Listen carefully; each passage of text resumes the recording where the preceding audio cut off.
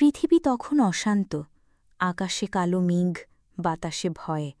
কারণ স্বর্গ তখন আর দেবতাদের হাতে নেই, স্বর্গ এখন মহিষাসুরের করায়ত্ত।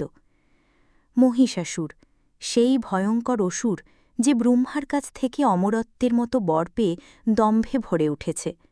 সে পরাজিত করেছে ইন্দ্রকে, চূর্ণ করেছে বজ্রযান, উপহাস করেছে অগ্নিকে, অবজ্ঞা করেছে বরুণকে।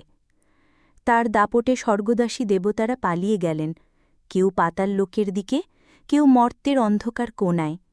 দেবস্বভাব ফাঁকা, দেবলোকে দীপ্তি নেই, আলো নেই, আছে শুধু ভয়, লজ্জা আর অপমান।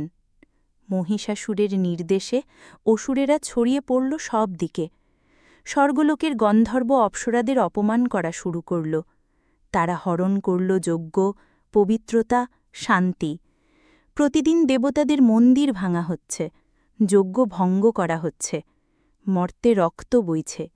ঋষিদের যজ্ঞস্থল দাহ করে দিচ্ছে অসুরের সেনা। মর্তলোকে কৃষ্ণপক্ষের মতো ছেয়ে গেল অন্ধকার। মানুষ ভয়ে ঘরে ঢুকেছে, পুরোহিতেরা স্তব্ধ। চতুর্দিকে একটিই নাম, মহিষাসুর। এমনই এক সময়ে আশ্রয়হীন দেবতারা একত্র হলেন এক নির্জন গুহায়।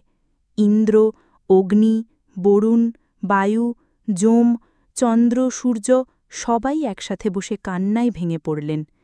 দেবরাজ ইন্দ্র বললেন, হে ভাইগণ, কোথায় গেল আমাদের গৌরব, কোথায় সেই স্বর্গরাজ্য? আমরা কি পরাজয় স্বীকার করব? মহিষাসুর কি সত্যিই অজেয়? বিনাশ না ঘটলে সৃষ্টির পথ নেই। আমাদের চাই এক মহাশক্তি, যার কাছে অসুরের শক্তিও হবে তুচ্ছ। তাদের আশ্রয় একটাই, ব্রহ্মা, বিষ্ণু ও শিব। সেই আশায় তাঁরা রওনা দিলেন ব্রহ্মলোকের দিকে, গিয়ে নিবেদন করলেন তাঁদের সমস্ত দুঃখ আর যন্ত্রণা।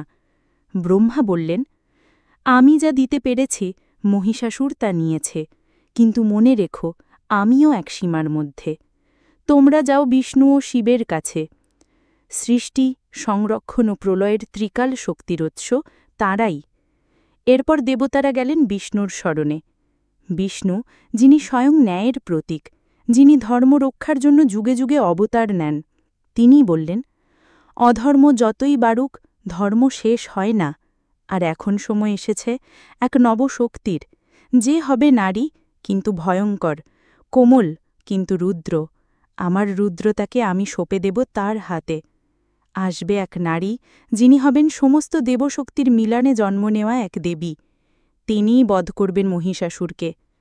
এইভাবে দেবতারের হৃদয়ের ক্রোধ, অপমান, বেদনা সব একত্র হয়ে সৃষ্টি করবে এক বিস্ময় রূপা, এক মা, মা দুর্গা।